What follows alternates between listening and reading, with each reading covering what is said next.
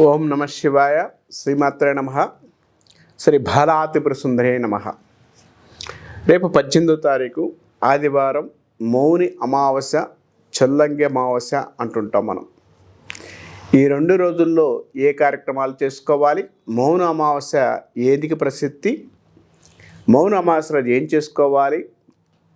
గ్రహపీడలు ఇబ్బంది కలిగించేవి, చేతబడులు కానీ ఇబ్బంది కలిగించే గ్రహదోషాలు కానీ, తర్వాత నరదిష్టికి కానీ ఏ కార్యక్రమాలు చేసుకుంటే అనుకూలమైన ఫలితాలు ఉంటుంది?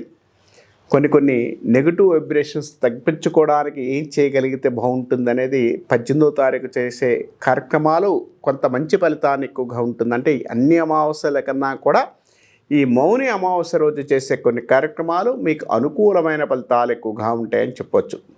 అది ఎలా ఉంటుంది ఏంటి అనేది వివరంగా చూద్దాం. మౌని అమావాస్య అంటే ఏమిటో ముందు చూద్దాం. మౌని అమావాస్య అంటే మౌనంగా ఉండగలిగిన రోజు అని అర్థం. అంటే మౌన అమావాస్య రోజు అంటే శివరాత్రి ముందు వచ్చే మౌన అమావాస్య, అంటే శివరాత్రి ముందు వచ్చే అమావాస్య కాబట్టి మౌన అమావాస్య అంటారు. చొల్లంగి అమావాస్య అని కూడా అంటారు. ఈరోజు భూమి నుంచి అంటే పైన ఆకాశం నుంచి గంగా నది కిందకు వచ్చిన రోజుగా చెప్పబడుతుంటారు. ఎక్కువగా మనకు ఉత్తర భారతదేశంలో మౌన అమావాస్యని చాలా ప్రశస్తిగా చేస్తూ ఉంటారు.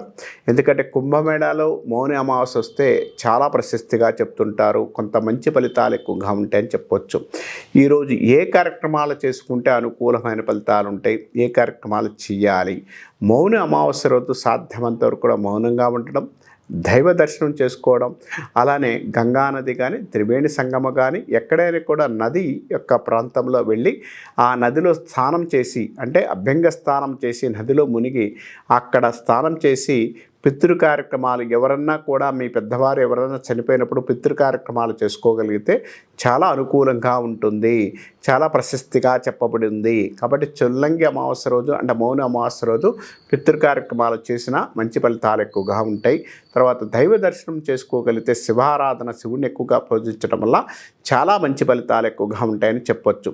ఈ యొక్క రోజున చేయకూడని పనులు ఏంటయ్యా అంటే మాంసాహారం, ఎవరితో ఎక్కువగా మాట్లాడకపోవడం, చాలా ప్రశాంతంగా దైవ దర్శనం చేసుకొని ఎక్కువగా మన యొక్క పూర్వీకుల్ని ఎక్కువగా స్మరణ చేసుకోవడం వల్ల మంచి ఫలితాలతో పాటు వారికి మంచి యోగాలు ఇవ్వడానికి, అంటే ముందు మంచి ఫలితాలతో పాటు వారి యొక్క ముందుకు వెళ్ళడానికంటే స్వర్గద్వారం యొక్క స్వర్గధారమునకు స్వర్గానికి వెళ్ళే ప్రయత్నాలని మనం వాళ్ళకి సుగమం చేసినందుకోవడానికి పిండ ప్రధాన కార్యక్రమాలు చేస్తే మంచి ఫలితాలు ఎక్కువగా ఉంటాయని చెప్పుకోవచ్చు.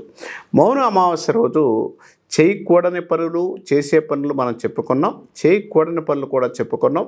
ఇప్పుడు ఏ గ్రహస్థితికి ఏంటి ప్రాబ్లానికి ఏం చేసుకోవాలి? మౌన అమావాస్య రోజు చేతబడులు కానీ భానామతి కానీ తర్వాత వచ్చేసరికి కొన్ని కార్యక్రమాలకి తొందరగా ఫలితాలు ఎక్కువగా ఇవ్వడానికి అవకాశం ఉంటుంది. తర్వాత నరఘోష, నరదిష్టి, ఎవరిదైనా ఇబ్బంది కలిగించే చూపుల నుంచి తప్పించుకోవడానికి కూడా చొల్లంగి అమావాస్య చాలా ప్రశస్తిగా చెప్తూ ఉంటారు. ఈరోజు మనం ఒక కార్యక్రమాన్ని చేసుకుంటే మంచి ఫలితాలు ఎక్కువగా ఉంటుంది.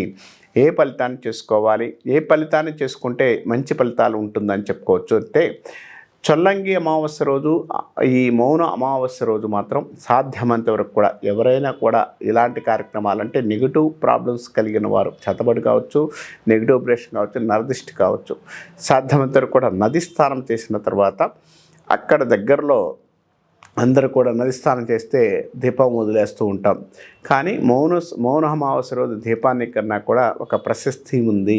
ఏంటయ్యా అంటే మీరు ఎవరైతే స్నానం చేస్తారో మౌన అమావాస్య రోజు ఏదైతే బట్టలతో పెడతారో ఆ బట్టలను విసర్జించండి. అంటే ఆ బట్టలు విసర్జించేసి కొత్త బట్టలు వేసుకోవడానికి ప్రయత్నించండి. అంటే అక్కడతో మీరు స్నానం చేసి బయటకు వచ్చిన తర్వాత అక్కడ దైవ దర్శనం చేసుకున్న తర్వాత సాధ్యమంత వరకు కూడా దాన ధర్మాల కన్నా కూడా మీరు చేయాల్సింది ఏంటంటే ఎవరికైనా కూడా ఒక 5గురికి కానీ 6గురికి కానీ మీ చేతితో వారికి సంబంధించినంత వరకు కూడా అన్నము కానీ, తర్వాత ఎక్కడ ఏ ఫ్రూట్స్ కానీ ఏదైనా కూడా ఒక వస్తువు రూపాన వారికి ఇవ్వడానికి చేస్తే మీ పితృ కార్యక్రమాల వారికి మీకు మంచి ఫలితాలు ఎక్కువగా ఉంటాయని చెప్పుకోవచ్చు.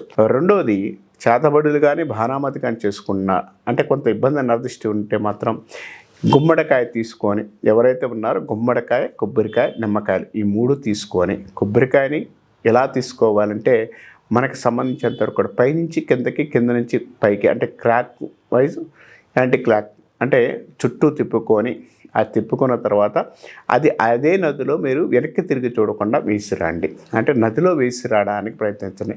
అలానే నిమ్మకాయ తీసుకున్నా అలా చేసుకొని వదిలేసి రావడానికి ప్రయత్నించండి. కొంత నెగిటివ్ ఎనర్జీ తగ్గడానికి అవకాశం కలిగి ఉంటారు.